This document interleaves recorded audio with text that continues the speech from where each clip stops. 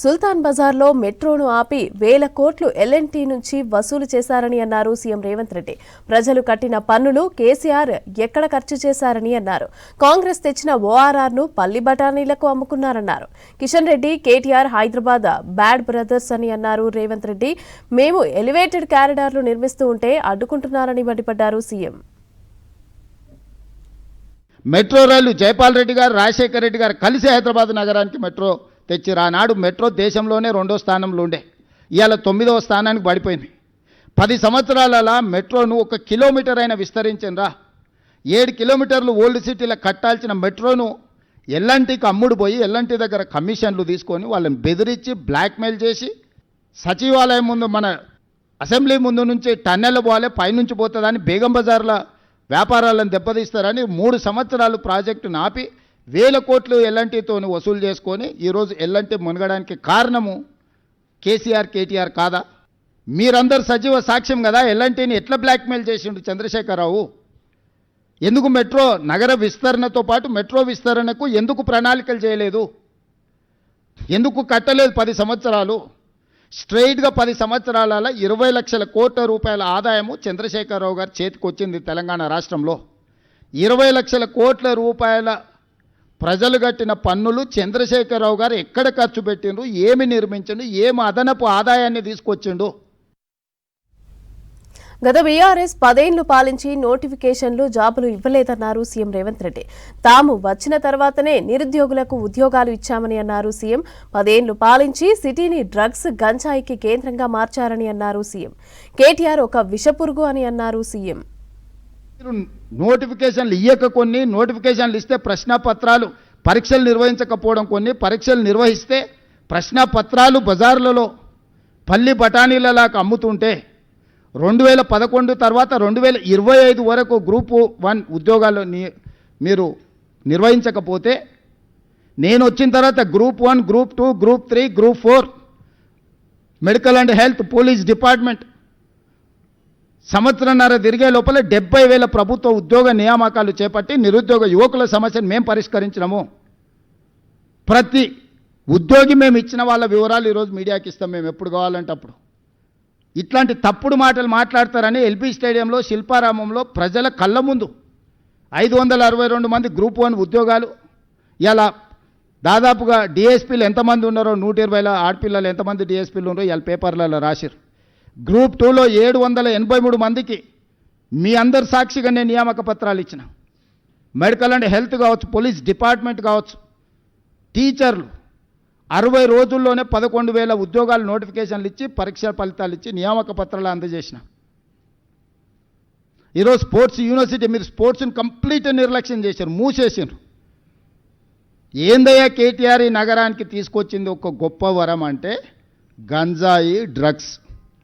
పండగ పూట కూడా దీపావళి పండుగ చుచ్చుబుడ్లు కాల్చుకోవాల్సిన దగ్గర గంజాయి దమ్ము కొట్టాలి, డ్రగ్స్ సేవించాలి. ఈ నగరాన్ని ఒక డ్రగ్స్ అడ్డాగా కేంద్రంగా మార్చిండు కేటీఆర్.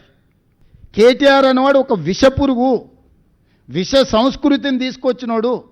గంజాయి డ్రగ్స్ను స్కూల్ పిల్లలకు కూడా స్కూళ్ళ ముందు గంజాయి చాక్లెట్లు స్కూల్ పిల్లలకు అమ్ముకునే పరిస్థితి తెలంగాణ రాష్ట్రంలో వచ్చింది. నేను నిర్దిష్టమైన ఆరోపణ చేస్తున్నా. నువ్వు కలిసి తిరిగిన కేదార్ దుబాయ్లో డ్రగ్స్ మోతాదు మించి చచ్చిపోయినట్టు రిపోర్ట్లు రాలేదా? నీకు అత్యంత సన్నిహితుడు కదా, నీ వ్యాపార పార్ట్నర్ కదా. నీ బావమరిది ఫామ్ హౌస్లో దొరికిన వాడు డ్రగ్స్ కొకైన్ తీసుకొని దొరికింది నిజం కాదా? 111 జీవోలో వయలేట్ చేసి వందలాది వేలాది ఎకరాలలో మీరు ఫామ్ హౌస్లు, మీరు మీ అనుచరులు ఫామ్ హౌస్లు కట్టుకొని నిబంధనలు తుంగలో దొక్కి హిమాయత్ సాగర్, ఉస్మాన్ సాగర్ని నిర్వీర్యం చేయాలనుకొని దాన్ని మూసేసి దాన్ని సర్వనాశనం చేయడానికి మీరు కంకణం కట్టుకుంటే పునరుద్ధరించడానికి ఈరోజు మేము ప్రయత్నం చేస్తున్నాం గోదావరి జలాలు తీసుకొచ్చి. జూబ్లీహిల్స్ నియోజకవర్గంలో గత 10 ఏళ్లు అభివృద్ధి జరగలేదని అన్నారు మంత్రి వివేక్ వెంకటస్వామి. 200 కోట్ల రూపాయలతో అభివృద్ధి పనులు చేస్తున్నామని తెలిపారు. షేక్పేట్ డివిజన్లో అజీజీ బాగ్ కాలనీలో ముస్లింలతో ఏర్పాటు చేసిన సమావేశంలో పాల్గొన్నారు పీసీసీ ప్రెసిడెంట్ మహేష్ కుమార్ గౌడ్, మంత్రులు వివేక్ వెంకటస్వామి, అజారుద్దీన్. కాంగ్రెస్ అభ్యర్థి నవీన్ యాదవ్ను అత్యధిక మెజార్టీతో గెలిపించాలని ప్రజలను కోరారు మహేష్ కుమార్ గౌడ్. ఇక ముస్లింలు, మైనార్టీల సంక్షేమం కోసం కాంగ్రెస్ చిత్తశుద్ధితో ఉందని తెలిపారు మంత్రి అజారుద్దీన్. कांग्रेस पार्टी से आपका रिश्ता, कांग्रेस पार्टी से माइनॉरिटीज का रिश्ता एक ऐतिहासिक रिश्ता है, कोई नया नहीं है। कि हिंदुस्तान किसी एक रिलीजन का, किसी एक कास्ट का नहीं है। हिंदुस्तान पैदाइशी से सबका है, ये सेक्युलर देश है। इसमें हिंदू रहेंगे, मुस्लिम रहेंगे, सिख रहेंगे, ईसाई रहेंगे, सबका एक ही वोट है, किसी का दो, किसी का एक नहीं है। 42% बीसी रिजर्वेशन के लिए हम लगातार एक साल से रेवंत रेड्डी जी, रेड्डी रहते हुए इसको सपोर्ट कर रहे हैं। ये मामला राहुल गांधी जी का है, ये मामला कहां तक गई, सारे देश तेलंगाना को देख रही है। 42% रिजर्वेशन में क्या होगा, ये सिलसिले में हम एक बीसी को सीट दिए। और ये टाइम पे अगर इसमें भी मुस्लिम रिजर्वेशन, बीसी रिजर्वेशन में भी तकरीबन 10%, माइनॉरिटीज में भी बीसी रिजर्वेशन मिलने का चांस है। तो 42% का रिजर्वेशन का मुहिम चल रहा है, ये टाइम पे इलेक्शन हो रहा है। और नवीन यादव पब्लिक का आदमी है, फोन करे तो भाग के आने वाली आदमी है। हम बहुत सारे सर्वे कराए, टिकट देने से पहले बहुत सारे सर्वे कराए। हर सर्वे में यही है कि नवीन यादव पब्लिक से जुड़ के रहता है, फोन करे तो भाग के आता है, सोशल एक्टिविटी में एक्टिव रहता है। तो ऐसा आदमी को टिकट देने से आपको पब्लिक चांस मिलने का मौका है। इसलिए तो नवीन यादव को हम सीट बनाए। रेवंत रेड्डी जी का एक स्पेशल फोकस जुबली हिल्स में है। 2 साल से कम 200 करोड़ का डेवलपमेंट जुबली हिल्स में हुआ है और 3 साल बाकी है हमको पावर में रहने का, डेवलपमेंट करने का मौका मिलेगा। वेलफेयर भी मिल रहा है। कई छोटे छोटे दिक्कतें होंगे, लेकिन रेशन कार्ड 10 साल से 40 लाख रेशन कार्ड पेंडिंग थे, हम आते 40 लाख क्लियर करें। आज जुमला 1 करोड़ 20 लाख रेशन कार्ड को वेलफेयर मिल रहा है। और वेलफेयर में सबसे बड़ी फायदा हो रहा फाइन राइस, क्वालिटी राइस, सबसे क्वालिटी राइस गरीब लोगों को मिल रहा है। फ्री बस का फैसिलिटी मिल रहा है। बहुत सारे मकाने 200 यूनिट से अंदर जो पावर यूज करते हैं उसको फ्री पावर मिल रहा है। कांग्रेस पार्टी को मजबूत करना जितना हमारे फर्ज है, आपका भी उतना फर्ज है। जहां भी गया मैं, वहां सब बोल रहे थे साहब 10 साल से टीआरएस का हुकूमत जब था कुछ काम नहीं हुआ, यहाँ आप आए कुछ ना कुछ काम करना चाहिए बोल के सब अपने भाई लोग बोलने से मुझे भी एक मौका मिला। चलो यही अच्छा मौका है यहाँ काम करने के वास्ते, क्योंकि मेरे को कभी भी एक चैलेंज दिए तो वो चैलेंज से काम करने का मेरे को बहुत खुशी होती। तो आप लोग जो मुझे मदद किए, क्योंकि मदद किधर भी जाओ बुला के साहब ये हमारा तकलीफ है, इसको कुछ ना कुछ करना चाहिए बोल के आप लोग जो इतने रिक्वेस्ट किए, ये सब भी मुझे गवर्नमेंट से बात करके जल्द से जल्द काम करने का जो मौका दिया। और मुझे भी सेटिस्फैक्शन है कि 70% से ज्यादा काम हो गए। थोड़े काम जो टेंडर हुए, बजट तो सैंक्शन हो गया, मगर काम करने का पूरी कोशिश है जल्द से जल्द वो खत्म करने का। और यही मौका है फिर आप लोगों को एक भरोसा दिलाने के वास्ते, क्योंकि बार बार मैं जिधर भी जाता हूँ बोलते रहते अरे कांग्रेस पार्टी ये 2 साल में हमारे को क्या किए बोल के बहुत से बार बोलते रहते। मगर शेखपेट में, पर्टिकुलरली शेखपेट में हमारे पास कांग्रेस पार्टी से 3 चेयरमैन है। एक्चुअली हमारे फहीम कुरैशी साहब चेयरमैन है, हमारे अजमत भाई चेयरमैन है, हमारे फहीम फूड कॉर्पोरेशन चेयरमैन। सो 3 चेयरमैन शेखपेट से ही गवर्नमेंट ने उन लोगों को नॉमिनेट किया। नवीन बाबू आप लोग सब जिताएंगे, अच्छा मेजोरिटी से जिताएंगे, उन्होंने रहेंगे। हमारे मंत्री साहब अजहरुद्दीन भाई है, फहीम कुरैशी साहब है, अजमत भाई है, फहीम भाई है, और मैं भी रहता हूँ। मैं आप लोगों को सबको बार बार भरोसा दिलाता रहा कि मैं यहाँ से जाने वाला नहीं हूँ। शेखपेट में आप लोगों का प्यार है, जैसा अजहर भाई बोले आना है, बिरयानी खाने का है, आप लोगों का सेवा करने का है। आप लोग बिल्कुल वोट डालिए। और जो भी जैसा कि अपने बीआरएस के जो एमएलए थे यहाँ पे, कभी शेखपेट के उनको आने का कोई मौका ही नहीं मिला। मौके बहुत थे, बट लेकिन मौका हम लोग नहीं चाह रहे थे कि मौका बनाना चाह रहे थे आने के लिए। तो यहाँ पे कोई काम नहीं हुआ। जो काम यहाँ पे हम लोग 2-2.5 महीने में विवेक भाई इंचार्ज मिनिस्टर है उनके अंडर हुआ है, इतना फास्ट और इतनी तेजी से हुआ है, वो मेरी बैटिंग भी उतनी तेज नहीं थी। तो जो विवेक साहब ने जितना काम इतना फास्ट किया। मैं एक चीज बहुत इंपॉर्टेंट चीज यहाँ पे बोलना चाहूंगा। 11 तारीख के दिन हमारे मौलाना अबुल कलाम आजाद की पैदाइशी का दिन है।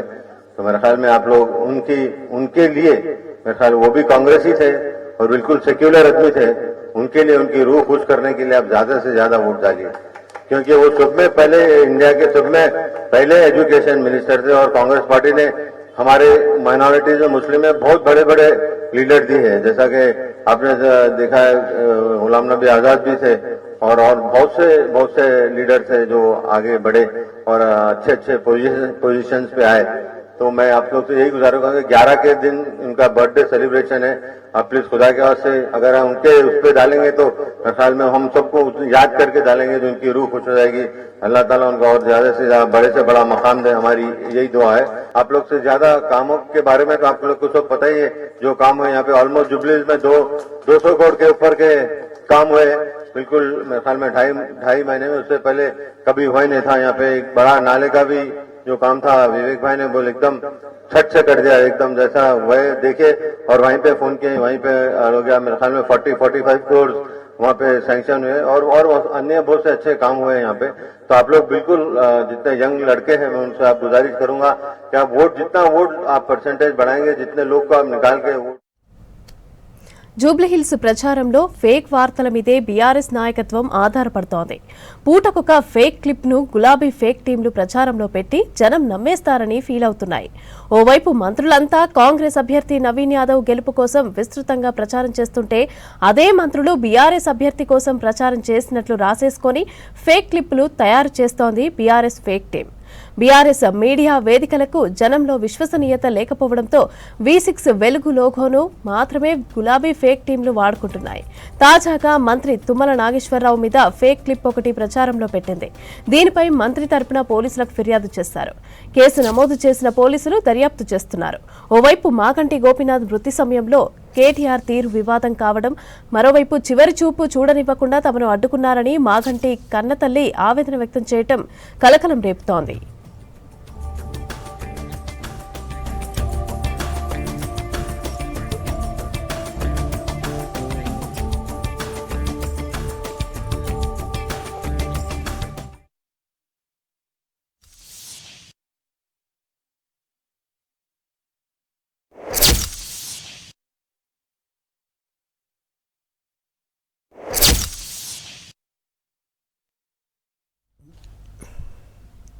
మాగంటి గోపీనాథ్ మృతిపై కేటీఆర్ మీద ఆయన తల్లి చేసిన కామెంట్లు వివాదాస్పదంగా మారాయి. కేటీఆర్ కార్నర్ చేయటం చర్చనీయాంశంగా మారాయి. ఇక తన కొడుకును మృతిపైన కేటీఆరే చెప్పాలి అని అనటం హాట్ టాపిక్ గా మారింది. గోపీనాథ్ మృతితో కేటీఆర్ తీరుపైన అనుమానం ఉందని కేంద్ర మంత్రి బండి సంజయ్ అనడం, అదేవిధంగా ఫిర్యాదు చేస్తే పోలీసులు విచారణ చేస్తారని సీఎం చెప్పడం మరింత ఇంట్రెస్టింగ్ గా మారింది. జూబ్లీహిల్స్ బైపోల్ టైంలో మాజీ ఎమ్మెల్యే మృతి ఇష్యూ కేటీఆర్ చుట్టూ తిరగటం హాట్ టాపిక్ గా మారింది.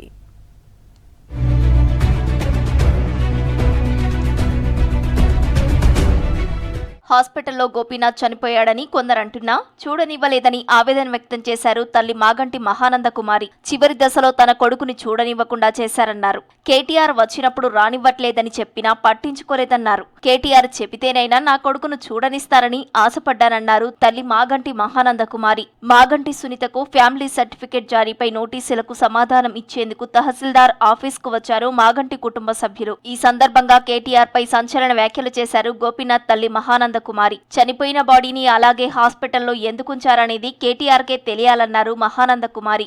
కేటీఆర్ వచ్చాక ఎందుకు డిక్లేర్ చేశారనేది ఆయనే చెప్పాలన్నారు గోపీనాథ్ తల్లి. ఇదంతా మరి కేటీఆర్ గారి వల్లే జరిగిందని నేను జవాబు ఆయన చెప్పాలి నాకు. ఎందుకంటే నేను ఇంట్లో ఇక్కడ పిల్లడు అక్కడ ఉండంగానే ఇంకా చనిపోయాడో లేదో తెలియదు, వెంటిలేటర్లో ఉన్నాడు. ఒక్కసారి చూస్తానంటేనే నన్ను కన్న తల్లిని, ఆడికి 63 ఏళ్ళు, నాకు 92 ఏళ్ళు. ఏమ్మా చివరి దశలో ఇటువంటి బాధ వచ్చింది ఏంటి, పిల్లని చూస్తానంటే చూడలేకుండా చేసి లిఫ్ట్లో కేటీఆర్ ఉన్నారు, మేము కూడా ఆ లిఫ్ట్లో ఉంటాను. అయ్యో ఈయన చెప్తాను కొంచెం చూడనిస్తాడేమోనని ఆశమ్మా, ఏం చేయాలి కన్నతల్లిని కదా ఆశతో పరిగెడితే ఆగమ్మ లోపలికి వెళ్ళి వస్తాను, లోపలికి వెళ్ళి ఇంకో దారి నుంచి వెళ్ళిపోయి ఆయన వచ్చే వరకు ఈ చనిపోయిన బాడీని ఎందుకు కట్టి పెట్టారా అన్నది ఆయనకే తెలియాలి. ఆయన వచ్చిన తర్వాత ఎందుకు డిక్లేర్ చేశారా అని ఆయనకి తెలియాలి. నాకు తెలియదు కదా, ఈ కేటీఆర్ సమాధానం చెప్పాల్సిన విషయం. మాజీ ఎమ్మెల్యే మాగంటి గోపీనాథ్ మృతిపై అనేక అనుమానాలు ఉన్నాయన్నారు కేంద్ర మంత్రి బండి సంజయ్. గోపీనాథ్ తల్లిని కొంతమంది మానసిక క్షోభకు గురిచేశారని ఆరోపించారు. గోపీనాథ్ మరణం ఒక మిస్టరీ అని స్వయాన ఆయన తల్లే చెబుతోందన్నారు. కేటీఆర్ తీరుపై అనుమానం ఉందన్నారు కేంద్ర మంత్రి. మాగంటి గోపీనాథ్ మరణం వెనకాల జరిగిన తతంగమేంటో తేల్చాలని డిమాండ్ చేశారు కేంద్ర మంత్రి బండి సంజయ్. మాగంటి గోపీనాథ్ వాళ్ళ తల్లి చెప్తున్నది కదా, నా కొడుకు చావుకు కారణం ఎవరు? కేటీఆర్ అట. తల్లి చెప్తున్నది. నాకు కూడా అనుమానం ఉన్నది. ఏమనుమానం ఉందా ఆయన మీద అనేది విచారణ జరపాలి. అమెరికా పోయొచ్చేదానికే శవాన్ని వెంటిలేటర్ పెట్టి అట్నే పెట్టిండా, లేకుంటే సాటుపోయి వెంటిలేటర్ తీసిండా? నాకైతే అనుమానం ఉన్నది. మాగంటి మృతి వెనుక కేటీఆర్ హస్తముందనే ఆరోపణలపై బండి సంజయ్ ఫిర్యాదు చేస్తే పోలీసులు విచారణ చేస్తారని స్పష్టం చేశారు ముఖ్యమంత్రి. ఫిర్యాదు లేకుండా రాజకీయ లబ్ధి పొందాలని అనుకోవడం లేదన్నారు. గోపీనాథ్ మృతికి కేటీఆరే కారణమన్నట్టుగా ఆయన తల్లి మాట్లాడినట్టుగా అనిపించిందని, అదే ఆరోపణల్ని సంజయ్ కూడా చేశారన్నారు రేవంత్. గోపి మరణాన్ని రాజకీయ వివాదం మేము చేయదలుచుకోలే. వాళ్ళ తల్లి, వాళ్ళ పిల్లలు వాళ్ళు చేస్తున్న ఆరోపణలు, కేంద్ర మంత్రి బండి సంజయ్ గారు ఆరోపణలు చేస్తున్నారు కాబట్టి వాళ్ళు పోలీసు వాళ్ళకి లేఖ రాస్తే పోలీసు వాళ్ళు ఖచ్చితంగా విచారణ చేస్తారు. మరణం వెనకాల ఉన్నది వాళ్ళ సొంత తల్లి అంటున్నది. ముందే మరణించండి, కేటీఆర్ వచ్చే వరకు ప్రకటించకుండా దాచిపెట్టారు, మమ్మల్ని చూడనీయలేదని. ఇది నిజంగా తీవ్రమైన ఆరోపణ. బండి సంజయ్ గారు ఫిర్యాదు చేస్తే మాత్రం ఆయన కేంద్ర మంత్రి, పార్లమెంట్ సభ్యుడు, పోలీసులు ఖచ్చితంగా విచారణ చేస్తారని నేను భావిస్తున్నా. చట్టం తన పని తాను చేసుకుపోతుంది. జూబ్లీహిల్స్ బైపోల్ టైంలో మాజీ ఎమ్మెల్యే మృతిపై కేటీఆర్ మీద ఆయన తల్లి విమర్శలు చర్చనీయాంశంగా మారాయి. బీజేపీ, బీఆర్ఎస్ కలిసి అసత్య హామీలు, అమలు కాని హామీలతో రాష్ట్రాన్ని భ్రష్టు పట్టించాయని అన్నారు రాష్ట్ర ex service men department chairman Rajendran. రాష్ట్రంపై, దేశంపై ప్రేమతో బీజేపీ, బీఆర్ఎస్ అసత్య ఆరోపణలను ఎన్నికల ప్రచారంలో ఎండగడతామని అన్నారు. జూబ్లీహిల్స్ సెగ్మెంట్ షేక్పేటలో మంత్రి వివేక్ వెంకటస్వామితో కలిసి ప్రచారం చేశారు రాజేంద్రన్. ఆనాడు కాకాతో పనిచేశానని, నేడు వివేక్తో కలిసి పనిచేస్తున్నానని చెప్పారు. జూబ్లీహిల్స్ ప్రజలు కాంగ్రెస్ అభ్యర్థి నవీన్ ను గెలిపించాలని కోరారు.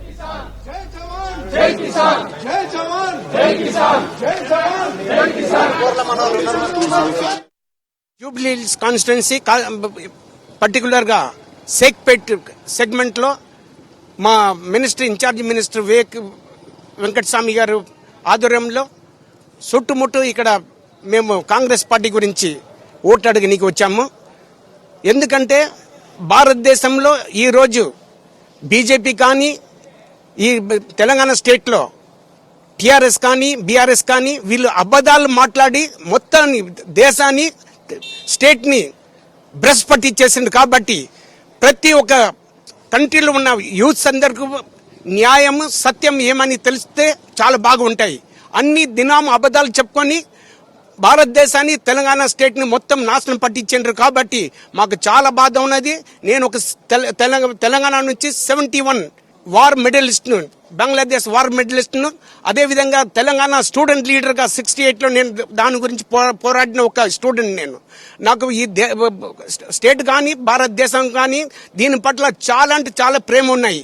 ఈ నాశనం కావద్దని ఆ ఉద్దేశంతో నేను బాధపడుతున్నాను. కాబట్టి నేను నా గవర్నమెంట్ కొలువు వదులుకొని 2000లో నేను ఒక కౌన్సిలర్గా కాంగ్రెస్ పార్టీ నుంచి ఎలక్ట్ అయినాను. పై లెవెల్కి తీసుకెళ్లి మినిస్టర్ ద్వారా కానీ, సంబంధిత ఎమ్మెల్యే ద్వారా కానీ రాష్ట్రం మొత్తం హైదరాబాద్లో వివిధ ప్రాంతాల నుంచి వచ్చిన మాజీ సైనికులు ఇక్కడ స్థిరపడ్డారు. వాళ్ళ ఓట్లు కూడా ఇక్కడ జూబ్లీహిల్స్ నియోజకవర్గంలో అధికంగా ఉన్నాయి. ఎందుకంటే వాళ్ళు వాళ్ళ వృత్తి దృష్ట్యా రీసెటిల్మెంట్, రిటైర్డ్ అయిన తర్వాత వాళ్ళు జూబ్లీహిల్స్, బంజారా హిల్స్ ఆ ఏరియా, షేక్పేట్ ఏరియాలో చాలా వృత్తిపరంగా వాళ్లకు కార్పొరేట్ కంపెనీలు ఉపాధి కల్పిస్తున్నాయి. కాబట్టి వాళ్ళు ఎక్కువ మాజీ సైనికులు ఇక్కడ నివాసం ఏర్పరచుకొని వాళ్ళ పిల్లల్ని ఇక్కడనే చదివించుకుంటున్నారు. వాళ్ళు ఉద్యోగ రీత్యా వాళ్ళ పిల్లలు కూడా ఉద్యోగం ఇక్కడ సాఫ్ట్వేర్ కూడా చేస్తున్నారు. వాళ్ళు వృద్ధాప్యంగా ఉన్నా కూడా వాళ్లకు క్యాంటీన్ సదుపాయాలు అన్ని ఇక్కడ సమృద్ధిగా మన షేక్పేట్ నియోజకవర్గం ఆర్టీ సెంటర్ కానీ ఇక్కడ ఎంహెచ్ గోల్కొండ కానీ మెడికల్ దృష్ట్యా వాళ్ళకి అన్ని సదుపాయాలు ఇక్కడ హైదరాబాద్ సమృద్ధిగా కల్పిస్తుంది. ఇక్కడ గవర్నమెంట్ కాంగ్రెస్ వచ్చిన తర్వాత మాజీ సైనికులకు పట్ల వారికి ఏదైనా చేయాలని ఇప్పుడు ప్రభుత్వం సిద్ధంగా ఉన్నది. షేక్పేట్ నియోజకవర్గంలో అత్యధిక సైనికులమందరం ఏకమై ఈ రోజు ప్రచారం చేయడం జరిగింది. అది గోల్కొండ నుంచి మన టోలీ చౌక్ దాకా, మరి అదేవిధంగా టోలీ చౌక్ నుంచి ఓయూ కాలనీ వరకు, మళ్ళీ అదేవిధంగా ఇక్కడ ఈ షేక్పేట్ కాలనీలో కూడా చేయడం జరిగింది. దానికోసం మేమందరం ఒక ఓటుతో కాదు, ఒక ఓటును ఒక్కరికి చెప్పి 100 ఓట్లు వేయించాలనే ఉద్దేశంతో మా అసోసియేషన్ లో కూడా అందరికీ మెసేజ్లు పెట్టి సోషల్ మీడియా ద్వారా గానీ మా యొక్క సమూహాల ద్వారా గానీ అందరికీ సమాచారం అందిస్తున్నాం. నవంబర్ 11న జరిగే జూబ్లీహిల్స్ ఉప ఎన్నికల్లో ఓటు హక్కు ఉన్న ప్రతి ఒక్కరూ కూడా ఓటు వేయాలని పిలుపునిచ్చారు ఎలక్షన్ వాచ్ కమిటీ జాతీయ చైర్మన్ కేశవులు. ఇక జూబ్లీహిల్స్లోని అంబేద్కర్ ఓపెన్ యూనివర్సిటీలో ఓటరు అవగాహన రౌండ్ టేబుల్ సమావేశాన్ని ఏర్పాటు చేశారు. ప్రజాస్వామ్య పరిరక్షణలో ఎన్నికలు కీలకమని అన్నారు. హైదరాబాద్లో తక్కువ ఓటింగ్ శాతం నమోదవుతున్నట్లుగా గణాంకాలు తెలిపాయని అన్నారు. ఐటీ ఎంప్లాయీస్, యువతీ యువకులు, విద్యావంతులు, ఉద్యోగులు, మహిళలు ఓటును వినియోగించుకోవాలని తెలిపారు. ఎలాంటి ప్రలోభాలకు లొంగకుండా నాయకుడిని ఎన్నుకోవాలని సూచించారు.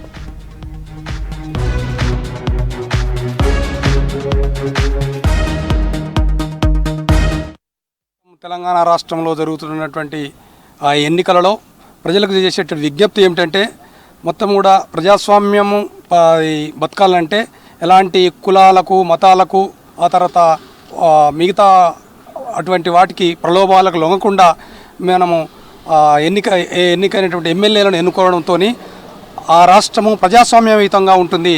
కాబట్టి ప్రజలకు విజ్ఞప్తి చేయడం ఏమిటంటే, ఈ ఎన్నికల అవేర్నెస్ క్రియేట్ చేయడంలో భాగంగా ఈ కార్యక్రమం ఏర్పాటు చేస్తున్నాము.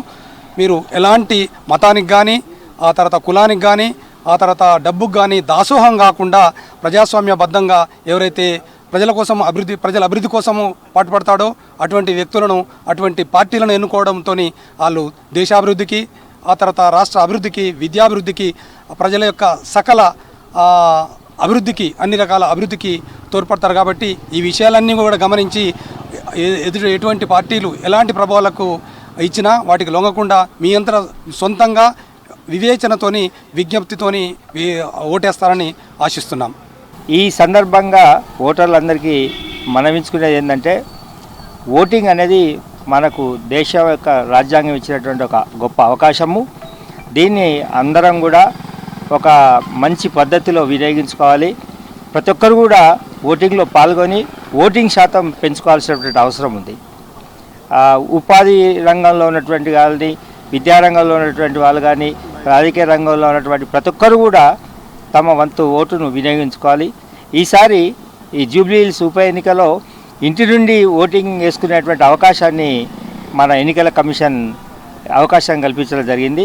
సో దానిలో భాగంగా సుమారు 100 మంది తమ ఇంటి వద్ద నుండే లాస్ట్ వీక్లో ఓటింగ్ను వినియోగించుకోవడం జరిగింది. ప్రతి ఒక్కరు కూడా ఒక సామాజిక బాధ్యతగా తమ యొక్క బాధ్యతగా తీసుకొని మీకు ఎన్నికల కమిషన్ సూచించినటువంటి గుర్తింపు కార్డులను తీసుకొని ప్రతి ఒక్కరు కూడా సరైనటువంటి సమయంలో, అంటే మార్నింగ్ ఎప్పుడైతే పోలింగ్ స్టార్ట్ అవుతుందో అప్పుడే అందరు పోయి వినియోగించుకొని ఎన్నికల బాధ్యతాయుతంగా పాల్గొనాలని మనవి. వందే మాతర గీతం బెంగాల్ ప్రముఖ రచయిత బంకించంద్ర చటర్జీ రచించిన 150 సంవత్సరాలు కావడంతో తెలంగాణ రాష్ట్ర ప్రభుత్వం 150 సంవత్సరాల వందే మాతరం వేడుకలను ఘనంగా నిర్వహించింది. రాష్ట్ర వ్యాప్తంగా అన్ని ప్రభుత్వ పాఠశాలల్లో తెలంగాణ రాష్ట్ర పర్యాటక శాఖ ఆధ్వర్యంలో ఉదయం 10 గంటలకు సామూహిక వందే మాతర గీతాలాపన కార్యక్రమాన్ని నిర్వహించారు. ఇక పాఠశాలల్లో వందే మాతరం గీతాన్ని ప్రజాప్రతినిధులు, అధికారులు, విద్యార్థులు వందే మాతర గీతాన్ని పాడి వేడుకలను నిర్వహించారు.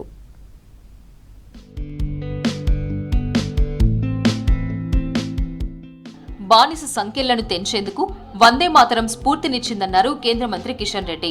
బ్రిటిషర్లపైనే కాదు, నిజాం రజాకార్లపై పోరాటంలోనూ వందే మాతరం నినాదం కీలక పాత్ర పోషించిందన్నారు. అసదుద్దీన్ హైదరాబాద్ ఎంపీ అయినా ఎప్పుడూ భారత్ మాతాకి జై అనలేదని, కానీ పార్లమెంట్లో మాత్రం జై పాలస్తీన్ అంటారని విమర్శించారు. హైదరాబాద్ కోటిలో నిర్వహించిన వందే మాతర గీతం 150వ ఉత్సవాల్లో పాల్గొన్నారు బీజేపీ నేతలు.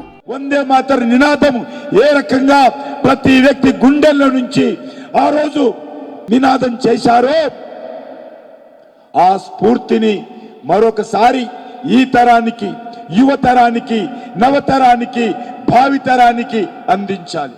ఇది ఒక మతానికి సంబంధించిన గీతం కాదు. ఇది వందే మాతర నినాదము భారతదేశ ఉద్యమంలో, స్వాతంత్ర ఉద్యమంలో అన్ని వర్గాల ప్రజలను స్ఫూర్తిని నింపింది.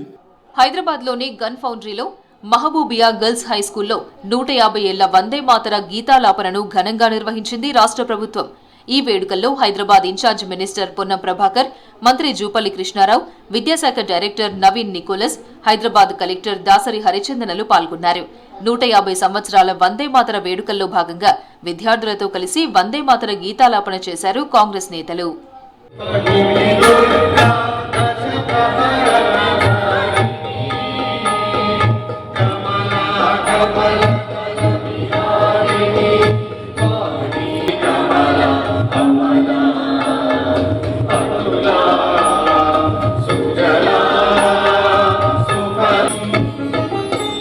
వందే మాతరం 150 సంవత్సరాల సందర్భంగా విద్యార్థులకు శుభాకాంక్షలు తెలిపారు మంత్రి పొన్నం ప్రభాకర్. వందే మాతర సామూహిక గీతాలాపనలో పాల్గొని స్వాతంత్ర ఉద్యమంలో వందే మాతరం మనల్ని ప్రేరేపించిందన్నారు మంత్రి పొన్నం. మీ జీవితాల్లో కూడా ఒక లక్ష్యాన్ని నిర్ణయించుకొని భవిష్యత్తులో ఆ లక్ష్యాన్ని అధిగమించడానికి అంతే కఠోరమైన విధంగా దీక్ష చేయాలి. ఆ పాటలో ఉన్నటువంటి, ఆ గీతంలో ఉన్నటువంటి అర్థము, ఆనాటి ఉద్యమ స్ఫూర్తి ఇవన్నీ అవగతం చేసుకొని జీవితంలో ఒక ఉన్నతమైనటువంటి స్థానానికి ఎదగడానికి ఉపయోగపడాలి అనేటువంటి ఆలోచన. అదేవిధంగా చరిత్ర తెలిస్తే ప్రస్తుతం మనం ఆచరిస్తే భవిష్యత్తు. బంకిం చంద్ర చటర్జీ రాసిన వందే మాతర గీతం 150 సంవత్సరాల దినోత్సవం సందర్భంగా పర్యాటక శాఖ ఆధ్వర్యంలో గీతాలాపనను నిర్వహించామన్నారు మంత్రి జూపల్లి కృష్ణారావు. విద్యార్థులకు వందే మాతర గీతం గొప్పతనం తెలపడం కోసమే ఏర్పాటు చేశామన్నారు. దేశ చరిత్ర, వందే మాతరం గొప్పతనం తెలుసుకోవడంతో విద్యార్థుల్లో చైతన్యం, ప్రేరణ కలుగుతుందన్నారు మంత్రి జూపల్లి కృష్ణారావు. బంకిం చంద్ర చటర్జీ గారు రచించినటువంటి ఈ వందే మాతర గీతం జాతిని ఉద్యమం వైపు నడిపించి ప్రేరణ ఇచ్చినటువంటి గీతం ఈ వందే మాతర గీతం. వందే మాతరం అంటే మాతృభూమికి నమస్కారం. మొట్టమొదటగా సుజలాం సుఫలాం మలయజ శీతలాం, ఈ పదాలు వింటేనే ప్రతి భారతీయుడి మనసు కూడా ఉప్పొంగుతుంది. ఈ స్వాతంత్ర సంగ్రామంలో సమరయోధులకు ఊపిరిగా, స్వతంత్ర భారతంలో జాతీయ గేయంగా అజరామర కీర్తిని. వందే మాతరం కేవలం గేయమే కాదని భారతీయుల జీవన జ్యోతి అన్నారు బీజేపీ రాష్ట్ర అధ్యక్షులు రామచంద్రరావు. దేశ స్వాతంత్ర సమరానికి ప్రేరణనిచ్చిన శక్తిగా వందే మాతరం నిలిచిందన్నారు. వందే మాతరం మహత్యాన్ని ప్రతి ఒక్కరూ తెలుసుకోవాలన్నారు రామచంద్రరావు. మనం వందే మాతరం అనేటటువంటి మహత్వాన్ని మనం తెలుసుకోవాలి. ఏ విధంగా అయితే వందే మాతరం మన దేశ స్వాతంత్రం కోసం ఒక చిన్గారిగా మారి, ఒక స్పార్క్గా మారి, ఒక స్వాతంత్రం కోసం మనం పోరాడేటటువంటి ఒక ప్రేరణని మనం ఇచ్చినటువంటి గేయాన్ని మనం ప్రతిరోజు మనం దాన్ని స్మరించాల్సిన అవసరం ఉన్నది. ఆ వందే మాతరం అనేటటువంటి ప్రేరణ మన భారతీయుల్లో, మన ఒక భావి తరంలో ఉండాలని చెప్పేసి. వందే మాతర గీతం స్వాతంత్ర సమర సమయంలో దేశ ప్రజలను ఏకం చేసిందన్నారు రాచకొండ సిపి సుధీర్ బాబు. దేశ ప్రజలలో దేశభక్తిని నింపి భిన్నత్వంలో ఏకత్వం అనే భావనను పెంపొందించిందని చెప్పారు. రాచకొండ కమిషనరేట్లో నిర్వహించిన వందే మాతర గీతం 150 ఏళ్ల వేడుకల్లో పాల్గొన్నారు. సిపి సుధీర్ బాబు ఆధ్వర్యంలో కమిషనరేట్ సిబ్బంది అంతా కలిసి వందే మాతర గీతాన్ని ఆలపించారు. జాతీయ భావాన్ని, మన భారతదేశం ఉన్నటువంటి మన దేశభక్తిని భాగంగా మన తెలంగాణ రాష్ట్రంలో జరుగుతున్నటువంటి ఈ కార్యక్రమంలో భాగంగా ఈరోజు మా అందరం స్టాఫ్ అంతా కలిసి ఈ Vande Mataram song, national song ని పాడడం జరిగింది. మోర్ ఎంతూజియాస్టిక్ గా మన దేశం కోసం ఎంతమంది ప్రాణాలు త్యాగం చేసి స్వాతంత్రం తీసుకొచ్చారు. రంగారెడ్డి జిల్లా మణికొండ మున్సిపల్ ఆఫీసులో వందే మాతర గీతాలాపన చేశారు అధికారులు, సిబ్బంది. ఈ కార్యక్రమంలో కమిషనర్ ప్రదీప్ కుమార్, మేనేజర్ శ్రీధర్, అధికారులు, సిబ్బంది పాల్గొన్నారు. వందే మాతర గేయానికి 150 ఏండ్లు పూర్తయిన సందర్భంగా వందే మాతరం గీతాలాపన చేశారు మణికొండ మున్సిపల్ అధికారులు.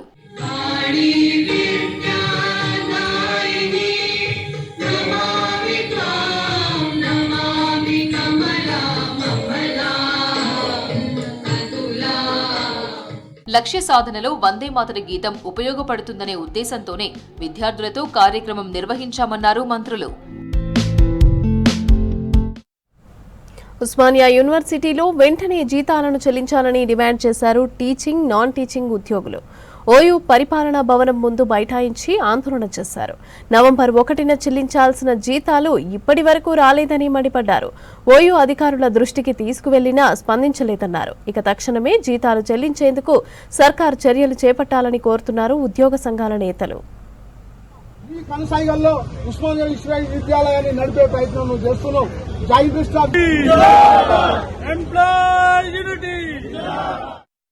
నవంబర్ 1 తారీఖున బోధనేతర మరియు బోధన అధ్యాపకులకు ఉద్యోగులకు అన్ని వర్గాల ఉద్యోగులకు జీతాలు కానీ విశ్రాంత ఉద్యోగులకు పెన్షన్లు కానీ నేటి 7 తారీఖు వరకు కూడా మాకు ప్రభుత్వం చెల్లించలేదు. ఇక్కడ విశ్వవిద్యాలయం కూడా ఈ యొక్క అంశం మీద నిమ్మకు నీరెత్తినట్టుగా ప్రవర్తించింది. కాబట్టి ఈ 6 రోజులుగా అటు రిజిస్ట్రార్ గారిని, ఉస్మానియా విశ్వవిద్యాలయ ఫైనాన్స్ ఆఫీసర్ని, మరి వైస్ ఛాన్సలర్ గారిని కలిసే ప్రయత్నం చేసినాం. రిజిస్ట్రార్ గారికి సమస్యను మొత్తం దృష్టికి తీసుకెళ్లినాం. అయినప్పటికీ కూడా రిజిస్ట్రార్ గారు ఈ యొక్క సమస్య పట్ల సరైన విధంగా స్పందించకపోవడం, మరి అదేవిధంగా ఫైనాన్స్ ఆఫీసర్ కూడా సరైన విధంగా స్పందించకపోవడం, మన గౌరవ వైస్ ఛాన్సలర్ గారు మేము ఎన్నికైన నాటి నుండి ఉస్మానియా విశ్వవిద్యాలయంలో సాంప్రదాయంగా కొనసాగుతున్నటువంటి నూతనంగా ఎన్నికైన ఉద్యోగ సంఘాలను తేనెటి విధిని పిలిచి పరస్పర సహకారంతో ముందుకు పోవాలని చెప్పేసి ఒక ఆనవాయితీ ఉంది. ఆ ఆనవాయితీ కూడా గౌరవ వైస్ ఛాన్సలర్ గారు తిరోధకాలు ఇవ్వడం జరిగింది. అదేవిధంగా నూతనంగా ఎన్నికైనటువంటి ఉద్యోగ సంఘాలను సన్మానించుకునే కార్యక్రమం ఒకటి ఉంటుంది. గౌరవ వైస్ ఛాన్సలర్ గారు దాన్ని అధ్యక్షత జరుగుతుంది. దానికి కూడా సమయం ఇవ్వకుండా ఉద్యోగుల యొక్క సమస్యలని మాట్లాడడానికి సమయం ఇవ్వకుండా మరి సార్ వివరించినటువంటి తీరు ఒక నియంత్రణతో పోకడ అనేది మనకు స్పష్టంగా. సికింద్రాబాద్ కంటోన్మెంట్ ప్రాంతంలో న్యూ బోయిన్పల్లి వాసులకు కొత్త సమస్య వచ్చింది. ఎప్పుడూ లేని విధంగా ఆఫ్రికన్ నత్తలు రావడంతో భయపడుతున్నారు స్థానికులు. న్యూ బోయిన్పల్లి మిలిటరీ వనంలో ఆఫ్రికన్ నత్తలు ప్రత్యక్షమయ్యాయి. ఇక 10 నుంచి 20 సెంటీమీటర్ల పొడవున్న నత్తలు పచ్చని చెట్లను నాశనం చేస్తున్నాయి. నత్తల సంఖ్య పెరగటంతో నగరంలోని పచ్చదనంపైన తీవ్ర ప్రభావం చూపుతుందని అంటున్నారు నిపుణులు.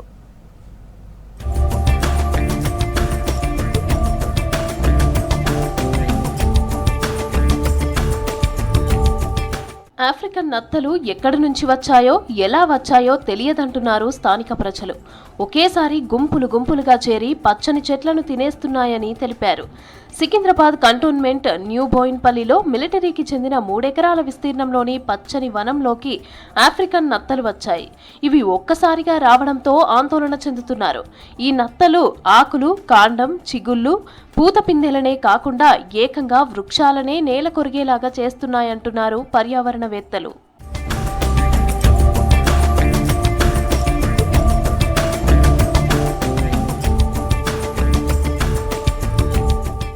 ఈ ఆఫ్రికన్ రకం నత్తలు ఎక్కువగా కేరళలో ఉంటాయన్నారు పర్యావరణవేత్తలు. వీటి జీవితకాలం 5 నుంచి 6 ఏళ్ల వరకు ఉంటుందని తెలిపారు. ఒక్కోటి నెలకు 100ల సంఖ్యలో గుడ్లను పెట్టి విపరీతంగా సంతానోత్పత్తి వృద్ధి చేస్తుందంటున్నారు. ఇవి ఏపీలోని ఉభయ గోదావరి, శ్రీకాకుళం జిల్లాలోని రైతులకు నిద్ర లేకుండా చేశాయి. బొప్పాయి, మిరప, ఆయిల్ పామ్ లాంటి పంటలను నాశనం చేశాయని తెలిపారు. ఆఫ్రికా నత్తల నివారణకు చర్యలు చేపట్టామని తెలిపారు కంటోన్మెంట్ అధికారులు. నిపుణుల సూచనలతో ఉప్పు ద్రావణం, స్నేల్ కిల్లర్, కాపర్ సల్ఫేట్ మందులను పిచికారీ చేసి వాటిని అదుపులోకి తెచ్చారు అధికారులు.